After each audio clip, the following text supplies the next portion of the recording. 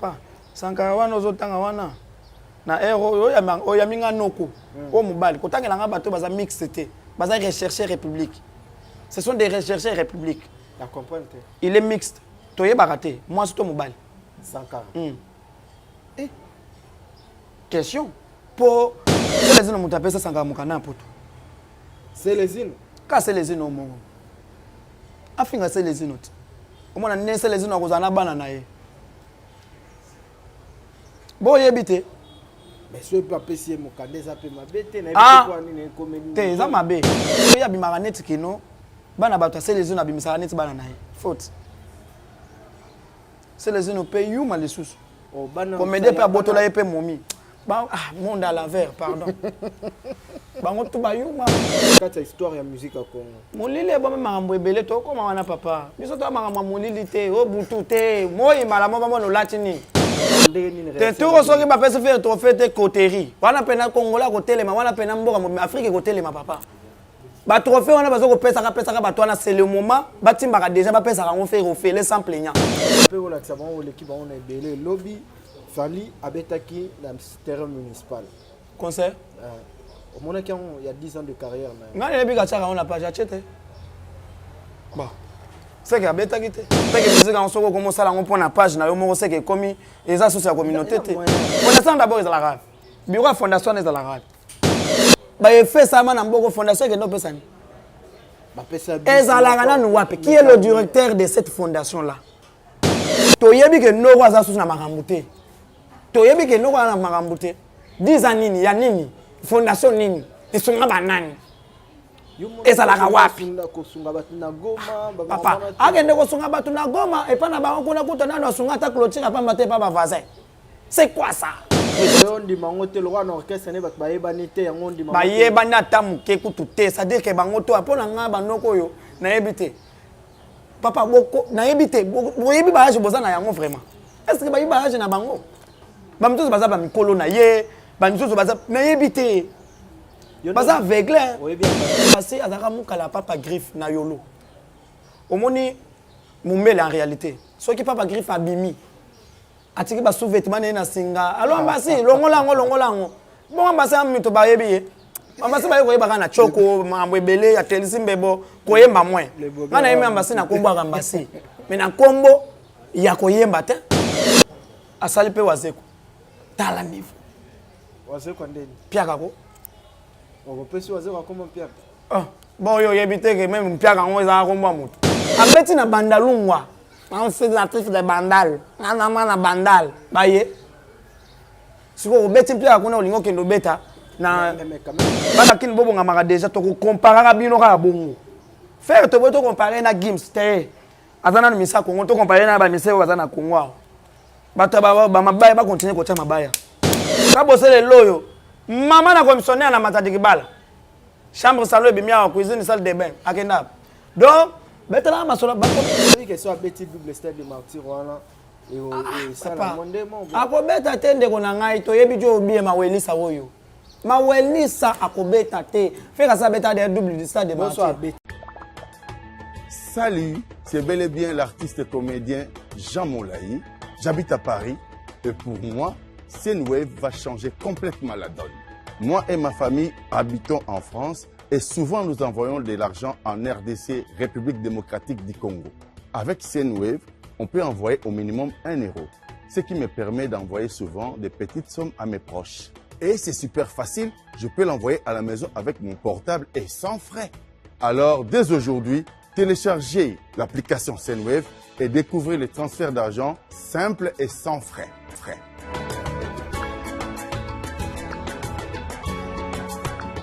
Grâce au code promo Congo Mokili, vous pouvez bénéficier de 10 € lors de votre premier envoi.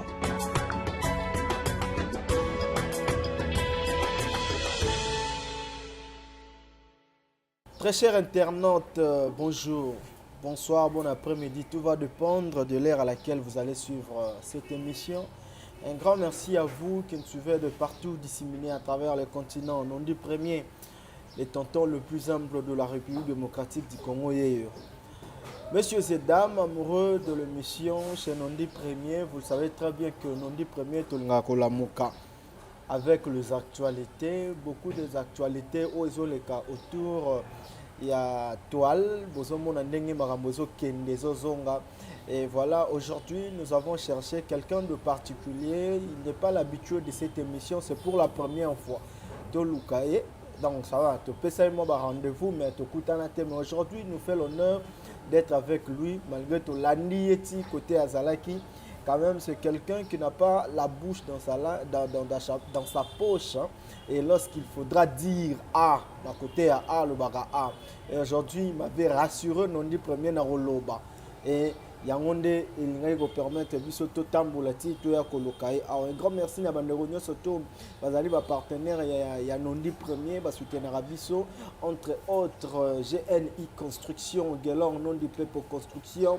Pablo Kini, le grand déclarant depuis l'Angola, général, il y a tous les douaniers. Nagati Angola, Moutakoti, stabilité, la douane, et puis je vois le 001, Cédric Teka, Moté Mayasara, Aleda Teka, et puis le Bokanda, le très puissant Djibril Ndombe, Casimiro. Je reçois pour vous Bogard de la presse. Lelo, Boebi casquette, il y a Bogard de la presse, ça va gaulois, et aussi journaliste. Parmi les communicateurs, il y a fait rigoler très actif sur les réseaux sociaux et puis sur les affaires. Il y a télévision. Mais aujourd'hui, je veux lui recevoir avec deux casquettes. Deux fois analyste et puis dans la casquette, il y a Gaulois. Salut, Bogard de la presse. Ouais, salut mon frère. Déné santé. Ouais, nous sommes bien dans Ngolo. Et puis voilà. Tu as trop, mais na boulon de ce que tu as lelo. Ouais, moni musala eza musala, boulot eza boulot. Donc maintenant kokuta na boto, kokuta na biso on est une famille donc tu as bandé konan, il y a le bosso tu as nan bandé. D'accord. Voilà, Bogard de la presse tu as une actualité. Ouais. Sur l'étoile, Tomoni ba extrait. Je parle de extrait peut-être Moko, il y a Dynastie volume 2 oyo bazo zo voix ya Ferregola. Et puis, na Soleil Wanga. Ezo Bima Bima. Ça s'annonce déjà. À quand Dynastie volume 2? Parce que tout le monde, tout le c'est merci, une très belle question. Dynastie volume 2, Ezo Bima. Les albums, cher, il a fait rigoler, cadeau signé. Fait Pessa on fanatique. Ezo Bima. Mais il faut que Dynastie, les albums produits par le producteur. Une grande maison de production, Sony Music, il y a un distribué album. Mais côté artiste, déjà, parce que ça qui déjà m'a tout pepele. Est-ce que c'est là? Donc, Dynastie n'a rien à na studio déjà vida. Donc, on a tout le monde a bien noté que n'est pas boye bazan na studio ya babwa kayo aller au lar. OK. Dynastie c'est vida déjà. Donc, n'est pas boye tika ka ke no ba clip. Déjà, na moment tozolo ba déjà artiste ça sali déjà 4 clips na kin. Lelo il fallait bima que no sala mususu na Afrique du Sud. Après mususu na poto. Donc tous la kaka producteur yemoko a distribuer album. Après sa date a distribuer album quoi. Parce que babilo ko ezo bima bima les affaires mtabimisi yango to eza banani batie ba extra wana na. Oh ba bio ya ndeko na biso sele wa. Wana eza écriture chinoise. Eza juste ka moi ba tout monde ba ko travailler ba général à Kinshasa pe moi jar. Vous comprenez donc ko travailler ba général à Kin moi jar moi so nini na ebite azoki yango po atia na page na yepe ko salaire bon. Toutes les façons originales et gothiques à l'original. L'artiste a un peu étonné, mais en réalité des choses. L'affaire a été au courant. Tu as bien monté. Ok. A bien monté, tu as bien monté, les gars, non, mais bimité. Les arabes ingénieurs, bateau, fetaki, basalika, po, bako ça va nombre de vieux belés na page na bako salaire avant artiste. Mais on a déjà, baza déjà na faux poule parce que original et gothique à l'original. Écriture chinoise des anciens mots fait rigoler yembi na de gonaye soleil wang. Mais kobima. Mais non, mais bimité. Ils ont moi PC les gars. Mais aux autres son, aux rapena que baïe mi bazo. Ba voix hein, on beta boa keboy. Ya on a biso que bato na so ba kutani ko zala sko concurrence moko boy na rolera nani. Parce que faire un danger. Soleil Wanga c'est un grand chanteur dans ce pays un danger. D'accord. Ce qu'on a na royer ma roleka moninga. Ya mo Dynastie. Tu as une question marque auto zela na kata Dynastie. Donc laissez l'album mo bato bazo zela. Kebima total siko ka bon yo mo faire un grand chanteur. Envoyez ma soeur na Emelia Nengenin. D'accord. Pour Emelia peut faire bimisa qui Emelia. Vous monde qui fait répé faire bima sikoyo. Ya on a zo benga Dynastie ou le album ya liboso to sala parce que o eza concurrence ça dit bato zo la siko picken. Bato zo la pena que non ba no ba yeminin. puisque bakosala l'effort ya koleka nzembo omoni neti vient na biso malange ayema nzembo aboule d'accord ayemi na dynastie ve malange ayembi Sko akotala c'est que ça na ba featuring musubu annonce ngo te ça caché te yo no yebite eza de annoncer yango to banana yango OK ya bien malange to banana yango sko akotala na yema nzembo aboule sko nzembo ni na koyema na dio ekangele kana boule déjà bato bazozela donc dynastie zo bima bato bazala bango calme donc album déjà date na nous ils a fixé des affaires était mon topé sa date faire ça pèse producteur bon mais olobie le moko awa yelinga rapidement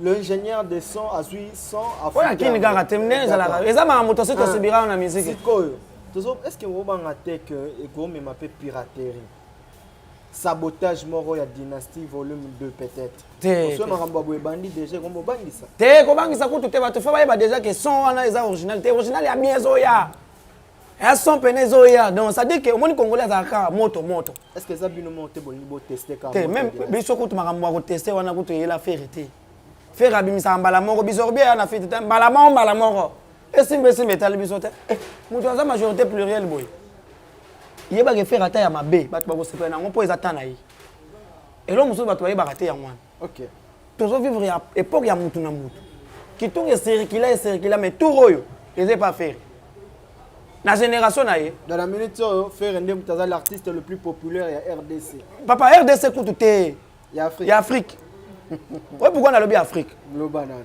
ouais puis que faire abel ça des martyrs la génération naza le seul moteur ton discipline ouais pourquoi faire ça numéro 1 Afrique pourquoi toi on peut savoir des détails on a pas son détail très bien d'accord stade des martyrs est le troisième stade en Afrique le plus grand na yebite soki na mikos c'est vérifiable na yebi non eza bongo troisième stade le plus grand en Afrique c'est stade des martyrs d'accord en Afrique dans 54 pays en Afrique mais stade des martyrs est classé dans troisième stade le plus grand alors numéro 1 stade de Fezala numéro 2 poto comme na troisième numéro 1 wana mutatikala ko beta mwa zate numéro 2 wana ni Davido atikala ko beta ngote stade ali boso munene Afrique eza kombo na yeba ko to kombo ngote to yo aka ne to tanga ngwa soki za na Kere soki za na Égypte bon na yebite mais soki za na Égypte est-ce que Davido sa beta stade le plus grand en Afrique image eza wapi bon na boya sa beta deuxième stade le plus grand en Afrique bon bandeko ba hôtel biso o boza peut-être na information bogara ko zonga na e soki artiste mora beta stade munene koleka o faire abeti na stade de martyrs bozong c'est la biso image comme ça on va azate mon frère encore en Afrique on est chercher oui mais les bazoa déjà mais la génération faire à oser ko beta stade de martyrs na moye plein troisième stade le plus grand et puis à Matagi avant na kati histoire ya musique à Congo molile ba makambo ebele to koma wana papa biso to makambo molili te o butu te moyi mala mo ba no latini on se comprend ça dit que faire abeti troisième stade le plus grand en Afrique et puis Tony Sango plein ça dit que na moment oyo na classement na mutu ba kozwa na numéro 1 et ana nous faire ba Davido sima pour Davido na beta stade le plus grand en Afrique abeti la moi ata Bournaboy ata P Square stade le plus grand en Afrique ba beti la moi mais faire abeti mais mutu bongo pena ata yo moko vani pena bolobi ke faire wana na challenge ya ba trophée ndenge bazo remettre ba trophée tout le monde peut faire égale à parmi ba nominés est-ce que vous s'attendre peut-être trophée à meilleur artiste francophone ou artiste meilleur artiste central ou meilleur événementiel yani ceux qui bozu ango est-ce que batwana ba choisir malam so il peut bozuité et aux andé ni te tout ceux qui ba fait faire trophée te coterie wana pena Congola côté ma wana pena mboka Afrique côté ma papa ba trophée wana bazo ko pesa batwana c'est le moment batimbaka déjà ba pesa rango faire les sans plaignant papa mutu asali makambo mukile moni mais c'est ngabino pe ba golwa bo voter te ko voter wana nani kutu te o voter nano mona candidat favorite obi ke joyo ba voter te azo mériter kaka za trophée puisque en réalité des choses papa la 5e génération même en Afrique ba tout le monde m'a faire sali de prison ba yambie net roi papa ma me faire sali ba moni angote ata trophée on bozo pesa on ata bi voter et on a un candidat favori on va voter te François trophée net faire rigolo net faire ya sans plaignant donc faire na sans plaignant na ba me pesa la carrière da trophée déjà avant que tu biso to telema to ça la ba déloyance to ça la ba marche ba trophée to bazo ça la né oyo faire na faire soki ba salika ba je wana to yebi ba biloko ngo ndenge kenda mais biso pe to le bela trophée te don omoni faire azwa trophée le meilleur artiste francophone et au canal d'or depuis 2016 hein. Papa trophée on peut tant aux autres trophée on les gars payer RTN7 pas ba to bazana chela bata la payer RTN7 que a aussi trophée ba to bazana ngananger nguna mais yo trophée ba tumsusu ba comme azui trophée marasa na page Facebook chwa c'est quoi ça bon azangi mega RTN5 oui et ça logo mwambogati c'est que musique en soko comme ça là on prend la page na yo moko c'est que comme et ça social communauté te moyen de communication pe ka loi RTN5 bon so malando azangi crédit soit azangi mega pour à Facebook pour les RTN c'est sa chaîne nationale et si ka pena to koyebela ke joyo a mérité mboka ya mwana neto mo pena ba français bango moko tant faire azo beta na francophonie na RTVS Monde balobi maman si vous n'avez pas de moyens d'aller assister le padre Ferrigo là il reste à la maison parce que c'est plein Mundela Zolela commentaire en français na ça va saler là hier du colon na on peut me pe na blender tout le bateau te so to le boyo comme le lendo tendenge nini maman yo sale maman na bato ça maman il faut appuyer. D'accord, merci Bogard de la presse. Nazu réponse par rapport, il y a surtout Makambo, il y a dynastie haute, qui n'ont besoin. Mais Bogard de la presse, les lots Ferrigo là, a nommé. Quand on a ma nomination en athée, pour n'a bien biloko c'est ekendaka. Moi lycée pour ça on a trophée on a toyé bien. Non, de côté à Combo, c'est le APC. Ferrigo là, les noms va bien Ferrigo là, phénomène. Est-ce que vous recevoir combo ana, tu bon monique ça combo mon problématique. T'es d'abord combo, au bien un combo. Kola la kola muka pe ngana ko za pe boye. Na komi pe souverain na coin nanga. Au moni combo phénomène d'abord c'est en français. Ce qui est phénomène c'est une chose qui n'existait même plus. C'est-à-dire que na français to bien rango to tanga même na ba nini, na ba zoologie ba bien rango socio-culturel. Eza ba bilo moko boye yaka mbala moko e yaka le sous-souté Ferrigo la zui ba pese comment passer le selon eza seleo atali que non ko banda parce que ngai na mieux placé à robeta carrière à faire bien té parce que na tikala ko nazala musicien té okuta carrière ni nanzela na yo okuta déjà carrière ni nanzela faire ça déjà faire mais muto quand même ayebi moi histoire moi ndam c'est l'oscam parce que ba vana na bango parler moko wenge ba beta ba double zénith. Mais par rapport à lié musical, c'est-à-dire monde musical à Tambola naï. À mon avis, il y a des musiciens qui ont fait à Sali. On comparer Makambo faire à Sali na Makambo il y a batumsu ba sala tel que faire dans un phénomène. Un phénomène na génération naï. Na ba c'est le phénomène na génération naï. C'est le lobby bongoté. Mais c'est le lobby bongoté. Wana selon c'est le ngana za pour contredire c'est le hôtel. D'accord. C'est le wa zankale azavien nga na nenga musique ayebi ndeni ni musique ekendaka ayebi aza mieux placé à expliquer que ton que non ndenge za boy phénomène boy puisque ba mu faire à Sali c'est toujours du phénoménal papa batu ba ki no olongo leski no na kini era cop na Kinshasa muto ake cop habite na deux copité na kende stade affaire na moyi biso to vivre na taux du jour bana balala nzala na kende tala faire jamais mais ba sala yango. Et ça toujours un phénomène. Et je me suis raté. Tout est bien à Kini. Biso to vivre na taux du jour. Mabo kilo azawa na malando azo mona pena ke non, vieux to bilando azo somba crédit, azo somba billet à faire et pourtant c'est d'autres té. Asisi pena biloko azemité, asili sina no zemis. Papa, quand net to vivre boy mais kino bandima yango ka pona faire. C'est toujours phénoménal. Asa phénomène papa. Asa phénomène et j'appuie ces noms là. Oh, n'appuie n'appuie on va te valoriser que la Bible fait c'est le que la problème na Weranson. On a fait affaire roi de la forêt plein au saralaté à London qui a dit que Londres donc Weranson a comme si Londres on dirait ngaba mama bonde to zolinga on a fait affaire pas de guerre l'eau mon côté mutayebi faire bien que les Weranson até parce que faire à kola na loboko mampata mikungu faire aller à mikungu ya mampata ya Noël d'ailleurs quand on a profité na pese bambote joyeux anniversaire maman c'est légèrement mampata maman pasteur ou mela maman to dana na bosenga ozala kaka Donc, on est à côté magambo on a côté loin de là. Faire azana idéologie à wera. Il y a majorité mais to mais ça n'a pas phénomène fait rigole. Ba kombo to ba ben rien mo Nzamboka. Déjà un mo Nzamboka, grand mukish. Faire rigole ba ben rien mo Nzamboka na ya mukolo. Donc ba kombo zo ba kisama c'est long parce que faire so ka sale logo il faut qu'on ba kisama. Net magambo a to beta o ya sa de matière. To la sa bango ke to leki ba on ebele. Ya mukolo. Et quand on va faire l'équipe on est belé lobby Fali abetaki dans le terrain municipal. Conseil Au moins il y a 10 ans de carrière. On n'a pas acheté. Bon. C'est que abetaki te. Ah papa, ba tika biloko wana.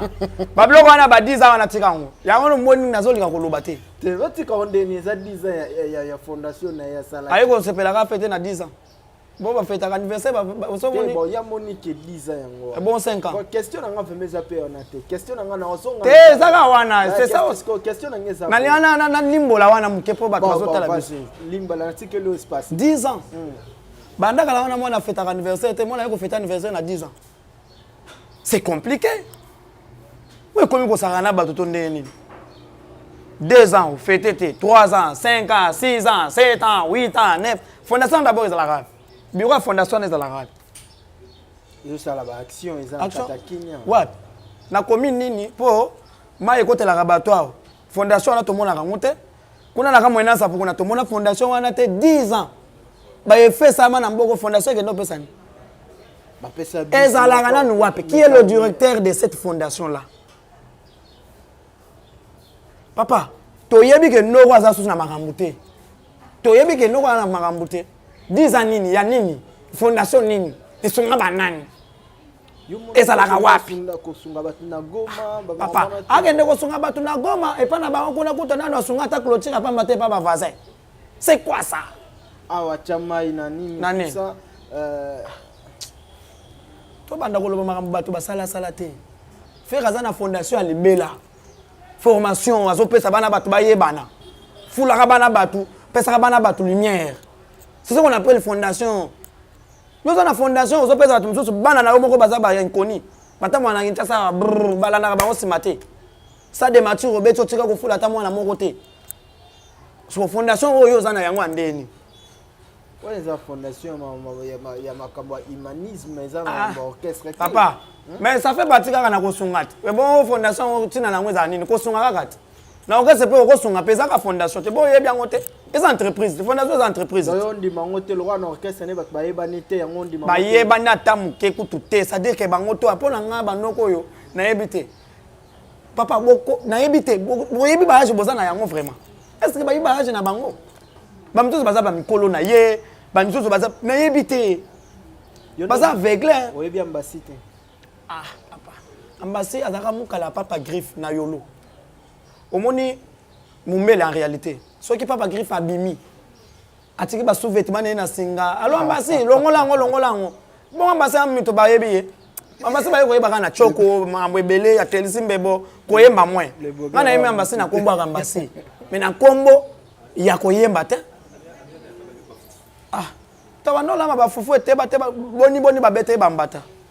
Ambasi ko tanga yete na fula yete pardon. Ba yete. Pardon. À télé. Ndenani. Chef. Ah, on appelle chef azala. Ayemba nini?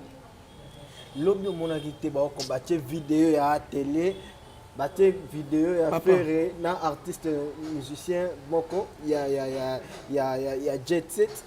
Et que alingaye mbaboye batu bazozongisa te mais à télé batu bazozongisa vidéo zo tambo faire rigolo la lobby na musicien en tout cas à lobby yo koyemisa non batu te pour comme na niveau en te mais non c'est normal s'il vous plaît quand même batu baye s'il vous plaît oui mais pourquoi faire alobaki na mission wana il a fait juste 3 mois na orchestre mais quand même faire amatisi à yembi ne faire yembi c'est non wana na oyembi nanu na disque oyemani malembe to pesa formation oyeba et ami c'est a wote azala 3 mois na mouvement 3 mois to zoye tant faire azana prison to recruter faire na prison faire atira oyeba mais tant faire aye to la risque azala bien c'est bon azala zo formation ils ont danseur en moyen ils ont des danseurs en chanteur mon frère kuna baza rolala mo zela nanu yo zo lobake soki a télé soki a télé nyanga soki bato wana d'abord mokonzi na bango manton na bango aza faux chanteur maman na faux chanteur mais c'est autotune na lobby c'est à utiliser que autotune te playback mais autotune te mais playback te lobby peut playback ah bon yo va son mo ba lobby mana te ya ko yemba concert wana ya ko yemba ya misa concert ah papa to yebani ke joyo playbackiste oyo autotoniste to yebani bango bien playbackiste ba playbackiste te bato beta ba playback mote bimi papa playbackiste ko playbackiste ka bato beta ba playback na yo kaki asali pe wazeko tala niveau wazeko ndeni piaka ko on peut se wazeko comme piaka ah bon yo yebite ke même piaka ngo za ko mba mutu yo yebite ke mbawo ko mona ngo za ka pe vie mbawo azala yo olanda mabongo ezala nganje kino ekezongi mais tala kaka mutu wali omoninga na ke musika te dodi ngai faut na comparer kaka na faire pour faire to ko comparer na dadu to comparer faire na game cité faire azana musicien à Congo to comparer kana ba musicien génération ya Congo donc faut comparer kana fali to comparer ne bongo lokola yazo kima ngo poko na ba yebi ete to kozongi se to comparer nani to comparer bongo abeti na bandalungwa on fait la trifle de bandal na bandal baye siko obeti pia kuna olingo kendo beta na mais quand même batu ba yaki publicité à 2 jours papa batu ba yete ndeko na ngai eloko ya ofele na batu ba yete toza na ba vidéo batu ba yeli wa ils ont ba vidéo ko la sabiso ke batu ba yete papa baba ndo tina ba vidéo nga na tala na match batu ba yaki te bo célébrer na batu bozo mela to bando tala match bo sepela ki ba manka to vanda ina to sepela na nini bala libosa beta mpiaka abeta ki wazeka na Côte d'Ivoire. Et ça, monotonie internationale. Ce monsieur-là, c'est fini pour lui. Azo forcé, so que musu, bato bazo continuer kaka yona, ya ko na podium net papa wemba. Yo monte ke musique moins, bato ba yete. Na bandalunga ya ko sala bilo bon. O biso to yebike moi na bandal. Eh bana bandal, bilandango me faire beti ya pembe barbecue $20 plein. Mais ya tché au félé. Et puis ya beta on a kermesse au Félardo. Na terrain mini de l'international au municipal et travailler dans ma baie qui fait rigoler fallait beta terrain municipal on a ni les sali que fait l'on va faire comme affaire ma welisa batali tant ba bataba bike mise le plus populaire c'est faire tant ya yeki bongo manganga eva ko ya wala 3 points na bandal na fana beta na bandal beta a betini ayembi nini plein na sali so bana kin babonga ma déjà Palais du peuple, hein? Oui, tu as parlé du peuple. Palais du peuple sans plaignant. Et puis, tous les étudiants, ils s'intéressent à parler du peuple. Les producteurs, ils sont gaulois. Banakin bobo ngamara déjà, tu compares à Bino Rabongo. Faire te comparer à Gims, t'es. Azana misa Congo, tu comparer à Bamisse ou Azana Congo. Bataba, Bamabaya, va continuer à côté Mabaya. Papa. Ba wana koza chikota papa biso bato to bimisa idéologie ya la polémique comme qui a to monaki bandai na francophonie qu'il faut faire betama lelo ya kimaki ba beti municipal to ka ke fallait pe bino pe bete biso bato ba bimisa ki idéologie ba tourner ba stade biso mais bo beti na tourner stade te to betaki le solo ya stade ya tu ba sama libana Lubumbashi to banda ko lo bango déjà suiviste place toi okende bato bana bakolo bana baboyi na bana na bango ke bakufa bako yesu te pana bango abeti mpiaka na mboko na ndako na bango moko balie 3 points a poli ndako na bango na bandala poli piaka kaka na mboka bapaya eza monotonie ezolanda wazeko eza partout bosaki via wazeko apamba ba wazeka baza ebele to découvrir ka ba kombwa ba wazeka baza ebele to jimele quand même par rapport à respect il y a wazé quoi pour ni beaucoup changer kombo en été pesa makambo ko makambo ba musique ko ngwe respect ngwe zo lo ba wana ko ze la honte pour ko mona no ya honte si c'était faire ça l'empiaka bolia bo pesa ko mo mususu yo ze la ba pesa respect ko na bangongo dende za ko respecter mutu eta tiens nani Ouais, il y a un moutoir. Quand il y a un secours, il y a un autre. Il y a un autre. Il y a un 3 jours. C'est quoi? Tant aux autres, on comprend. On démarrer avec un souci. De toute façon, on a monté même à Mikumba. On a monté à Mikumba. Biso to ba Gaulois, biso to ba fan, to lenda to ça. Margot kokate. To me un peu kokende par rapport à makamnenge le kaka na loba pe na ya mona casquette analyste. Toyoki audio et bimi ya directeur ya Oise quoi, directeur quartier. Tant azo lobana cedel. Mais après na kati ya audio atangi kombo ya artiste musicien Héritier Watanabe yoyo kaki audio wana te na yo bloka ba otawazeka na na soulever ka même ba Héritier na kipaka te ponga na fanatique denga lobby que Héritier ba soutenir kaye na gouvernement pour aza homosexuel ba bongo na ye wana terrain wana pardon yo to beta masolo à faire s'il te plaît te na yetalinga ete ba yebani do to beta masolo à faire neni dina saison bima neni tozo que le tourner en Amérique neni ni bonne zaboye faire alimisa so mutu te neni ni faire azana idéologie azana les seuls musiciens ou à côté si piscine na kata bon marché si niveau kabosele loyo mama na commissionnaire na matadi kibala chambre salon bimia cuisine salle de bain akenda donc betela masolo ba ko betela masolo ana te ba oh so que voice papa ngai wazaka to yebani te nga Héritier to yebani te. Je défends l'artiste Frère Egola. C'est tout. Moi, mon frère. Je suis journaliste. Oh, chef, journaliste. Nena otu atake dio na libanzo na kitambo. Papa na veni bando de Zagari. Vezaki. Kasaloba ki tournette. Tourner nde yango ana to mona na babandal. Tango ko sisa na bisengo akemba la moko sinkini. Tourner yango ana. Akenda wapi? Basa bazwa film ya États-Unis siko encore to na 5 ans. Toko ke États-Unis ya kotokisa ya kokalinga ya koita ya kotumba. Boga de la presse na de kuna na zemisi na zonya na zemisi. Donc mobile projet ya zemisi kuna. Bona yeko tika bino na mugila. Papa. Bo to yeko tika na mugila. Regardez la presse, voilà, na pe sambote na batuto balingara nondi premier. Mes chers frères, bande koto ba la biso na Maroc, boy ba que semaine prochaine toza na Maroc pour une semaine. Bande ronanga besoin numéro de téléphone pour na bobengara déjà une semaine seulement toya sala na Maroc wana. Et Nabokacité à Lebo Kanda, un grand merci à toi. Et puis, Bokacité, il y a Bertoni Sinda, le dangereux, le mystérieux, le seul mystérieux Bertoni Sinda, hein, visant Céphalia. Nous allons comprendre que Bandero Bazo Timbate que Bertoni Azawana. Farel mille esprit, Banabazairo, il faut pas souffrir à boy. Farel mille esprit. Très bien, 1000 esprits. Voilà, nous depuis Luanda. Nous avons Mener Kawaya. Ah, Mener Kawaya, garçon section, on est ensemble. Nous avons le bota Maître Moussa. Brésil. Joël Lutula. Joël Lutula, Brésil. Ah, Joël. Journaliste Joël Lutula Bambote. Nous avons Maître Moussa Mangi.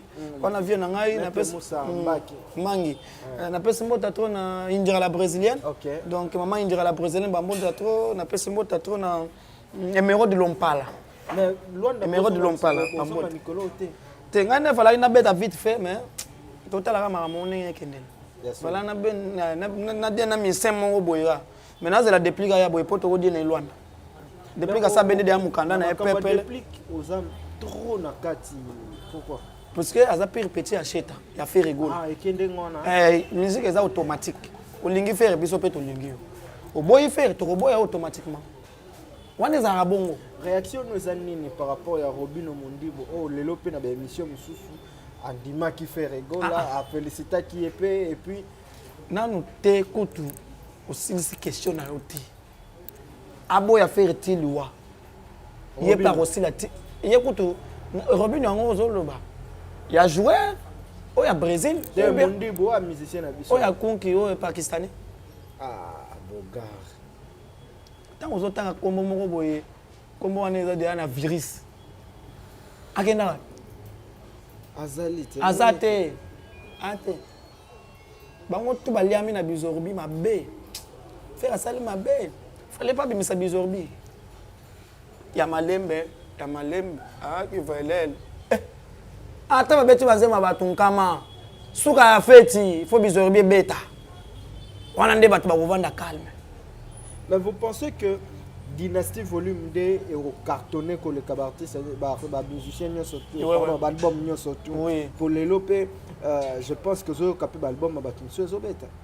On a vu que Zebuga, Fabregas, c'est là. On a eu que on a eu que tu n'as pas eu que le boyo qui a bon. Ben oui. On dématé au cas formé le 7 quand même, il fallait. Il y a même battu tout baby qu'on dit manoté. Umoni soko lobi bongo ya net ke wa na Congo te.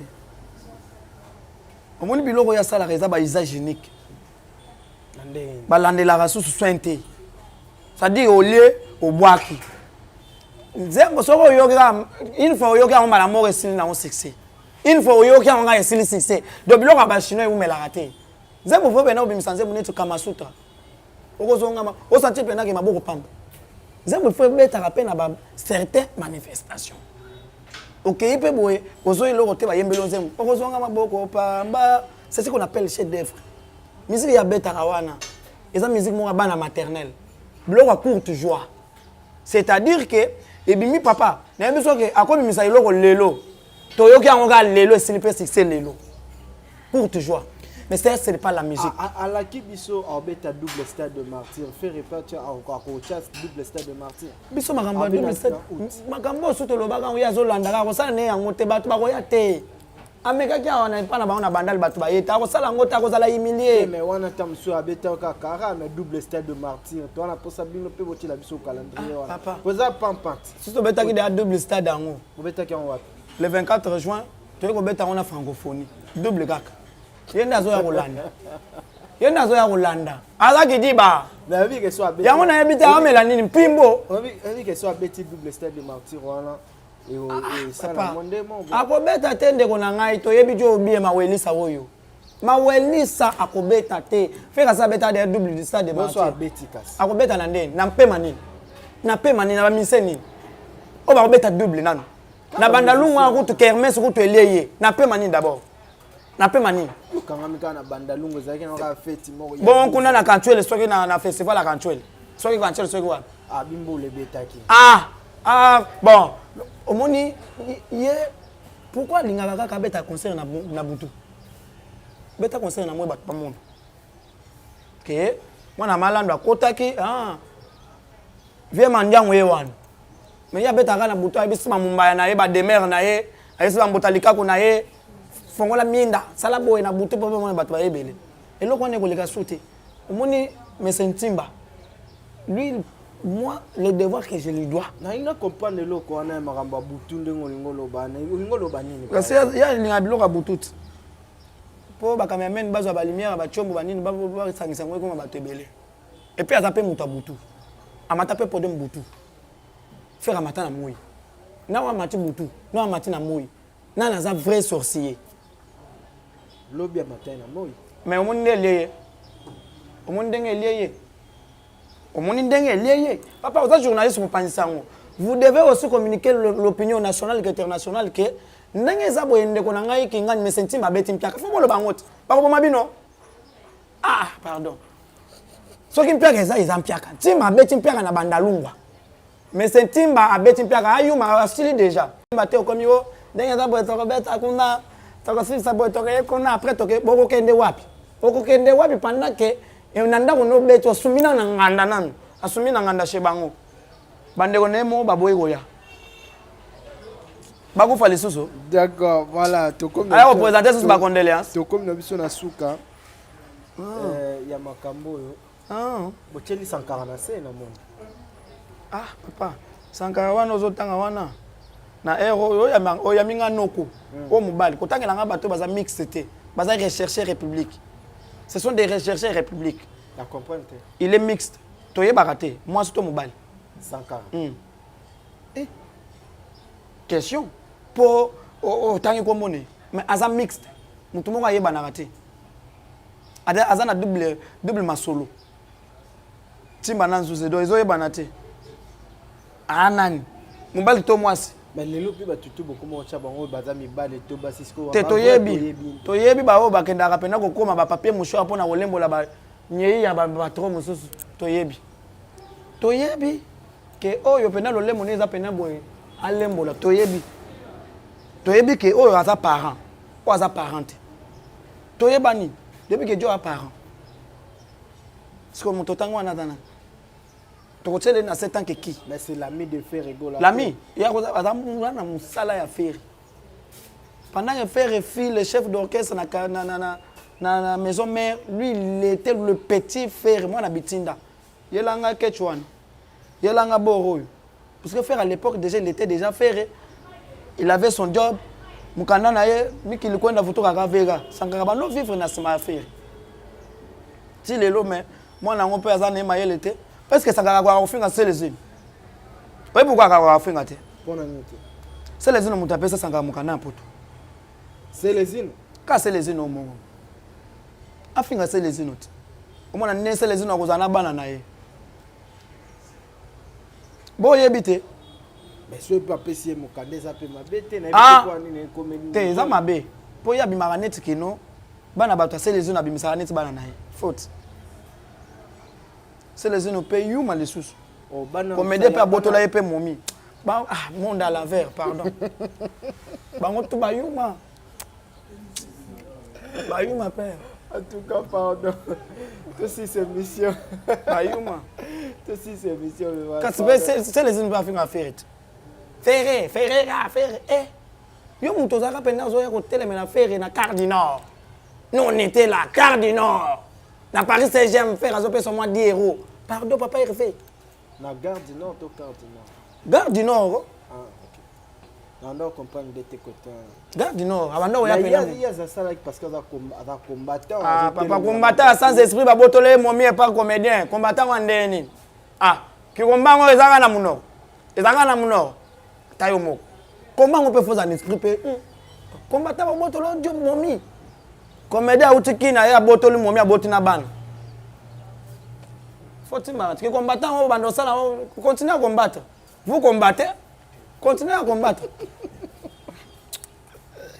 mon gars tu sais ça va mbote na batu balandio pardon bon batu balandi ngai naza neloko ko s'excuser wa pété soko moni na lobi mabe mais là sans sidaye na yo po otikala ko futela ngatika ko longa nanji ka tikini te timbaka déjà na valise na nga pantalon ezate soko ezaya kozo d'accord mbota to na batu to bata bazuli ba ko tala ngai jipe minda lebik manager mon vieux bambota trop le vieux Fantomas wana mtamael pembeni ya Ferrego la na pesi mbota trop na tutungo ya komanda kusto azo ko tala nga tutungo bango pe bazana nzembo na kata dynastie na pesi mbota trop na Blanche Longo rénovation balobi Longo rénovation ne tombera jamais bambota trop na vie na ngai Micha Fimbo l'homme idéal ya Maman Bivens on dirait qu'il y a Belgique tous peut kozala toujours vient na ngai Micha Fimbo l'homme idéal na pesi mbota trop na indira la brésilienne matériaux durables Yvette matériaux durables bambota trop Clarisse maman de Léandre bambota trop na pesi mbota trop na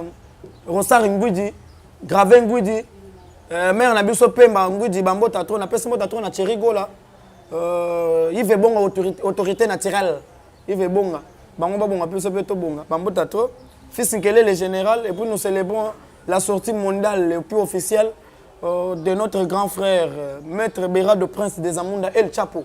Il est toujours d'ailleurs déjà Kalaming Tekin. Na pesi mbota trop na ne chapin de plein de grâce. Na pesi mbota trop na na susu. Charles Tite na mfini kwa Jobu. Mais c'est le gouverneur à Kasai. Charles Tite na bambota trop. Foné Mwamba Moyandos Timba Kolombongo. Le président élu de tous les hommes d'affaires en Afrique du Sud, je confirme. On a vu ça staff ko na bazo ko tala ngai na Véro Mangoy. Véro Mangoy bambota trop. Moi c'est mobile moi encore. Véro Mangoy bambota trop. C'est ça roi Bilamba. Na Luanda Mbote. Roi Bilamba. Na Luanda. Roi Bilamba. Luanda. Bondia. Le Gaulois à vie. Le Gaulois à vie. Roi Bilamba. Bondia, tout de bien. Fala portugaise. Hein? Ah, bon tarde. Ah, danger. Merci beaucoup. C'était le beau garde de la presse. Déjà, il y a le baranae. Donc, Atiaga Mounarone na poche était à Tambola Nango Batbamo Narate. Il y a le bakassi, il faudra dire comme ça. Et ceux qui bossent les boys, comme la biso, commentaire, la biso, comme ça, on va revenir. Tout ça, ce que monsieur hôtel et mandé, moral et la hôtel. Avec beaucoup plus de vivacité. Les lots, vous allez le comprendre. Nanga la santé bien, yep santé moi mon boulot, mais nous quand même, on continue à travailler. Un grand merci. Na Flat Hotel Joulisme, Papa Mams Bambo Tenayo, merci beaucoup. Papa Mams, c'est puis Bandekonyo Soto Bazalara. Il y a non du premier Patrick Menaya, mais Gaulois. Na Pesio Bambo depuis les États-Unis.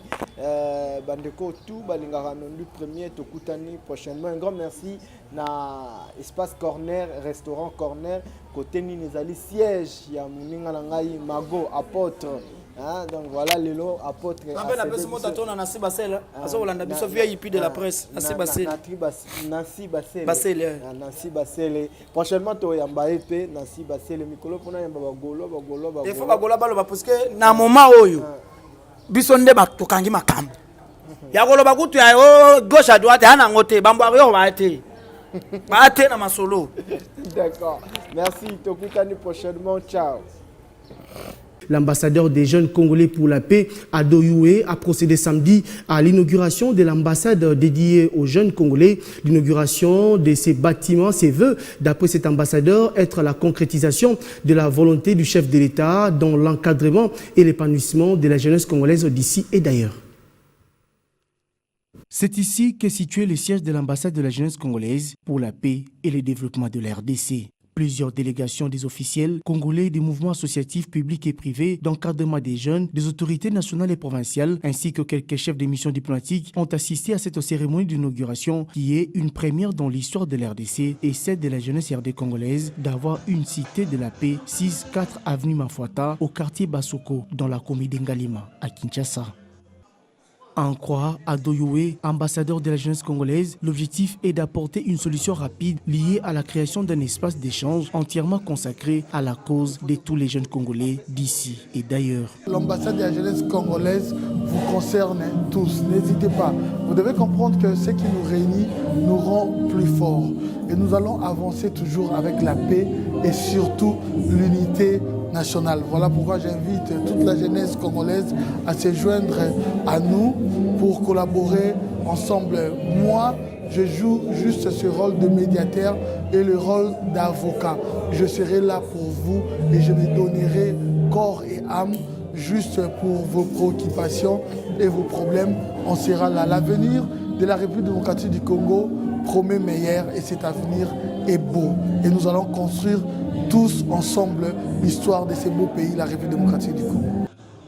D'après les invités, l'inauguration de ces bâtiments se veut être la concrétisation de la volonté du chef de l'État, Félix Tshisekedi, dans l'encadrement et l'épanouissement de la jeunesse congolaise.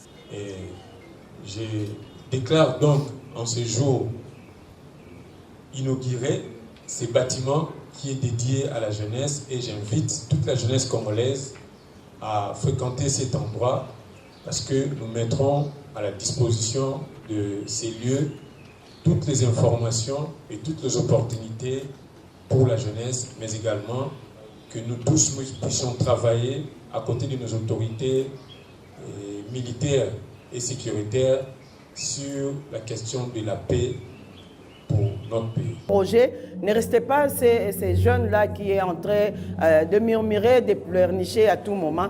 Essayez un peu de penser à quelque chose à faire et puis voir l'ambassadeur.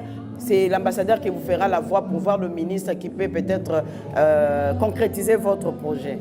Mais c'est un plaisir, c'est une fierté aujourd'hui d'avoir ces très beaux cadres qui désormais pourra recevoir des doléances, recevoir quelques problèmes que nous avons nous jeunes. Donc je dirais coup de chapeau. Depuis sa nomination au rang d'ambassadeur de la jeunesse pour la paix en RDC, ce digne fils du pays se démène grâce à l'action coordonnée du ministère de la Jeunesse à faire les lobbying et plaidoyer pour l'épanouissement de la jeunesse et son implication dans les processus de prise de décision dans les institutions étatiques.